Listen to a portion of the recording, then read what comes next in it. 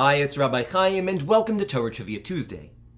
Why do some people have the tradition of acknowledging the Mezuza when they enter or leave their homes? First, let me just say that the decorative case that Jews place on their doorposts is not the item that really calls for that respect. It's actually the parchment on the inside that's written with two biblical selections that are part of the Shema, the declaration that expresses God's unity. I said ambiguously that some people acknowledge the Mezuza, since some touch the Mezuza when passing by, while others then kiss the hand that touched it. Where does this come from? The Talmud first mentions someone touching a Mezuza in the story of Onkelos, hunted by the Caesar for converting to Judaism.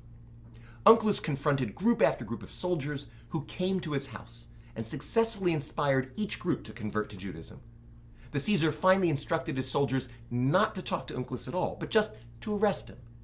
And as they were leading him out of his house, he touched his mezuzah and asked the Roman soldiers, "What is this?" They replied, "You tell us." He explained that an earthly king sits inside, guarded by his servants, while Hashem lets us sit inside and guards us from the outside. The soldiers were inspired, and they converted, and Caesar didn't send anyone else. Now that provides a chicken and egg question. Was touching the mezuzah a common practice in the time of Onkelos, or was it an on-the-spot sort of action that was later used as the basis for our custom of touching the mezuzah? We honestly don't know.